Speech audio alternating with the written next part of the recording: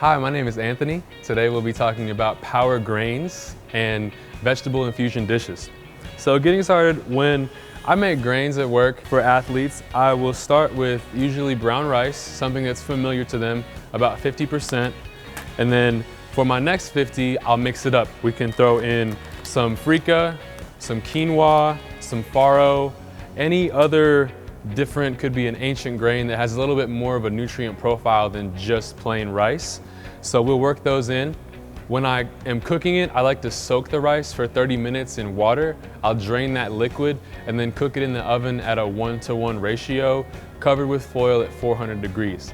The cooking liquid is always boiling when I put it into the pot before it goes in the oven, and it's also seasoned so that some of that flavor can be absorbed into the grains. When working with power grains, I don't just serve them as a hot dish, but oftentimes we'll work them in, throw them into burritos, chill them and throw them in cold to salads. There are numerous ways you can be creative with using your grains.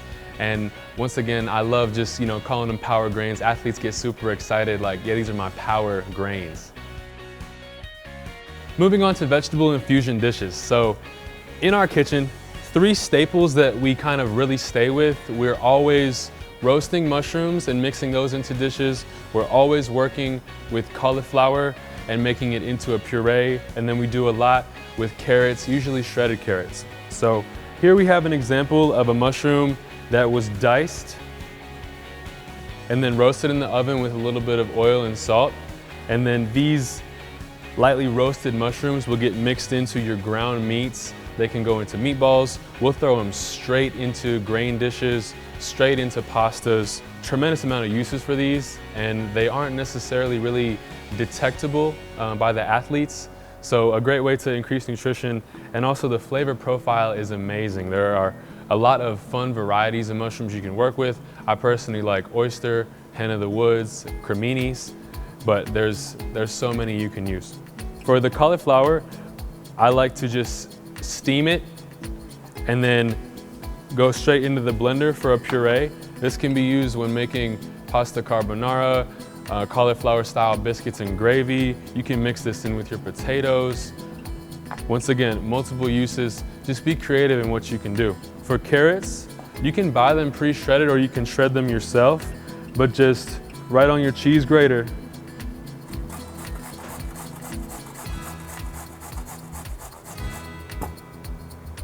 These right here can go right into meatballs, right into burgers, meatloaf, throw them into pastas, throw them into salads, into grains.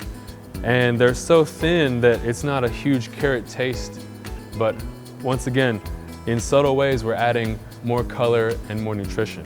We love working with different kinds of pestos: broccoli pesto, pistachio pesto, basil pesto, red pepper pesto, mixing them in with, once again, with the grains, with the pastas, all kinds of different things, multiple applications here.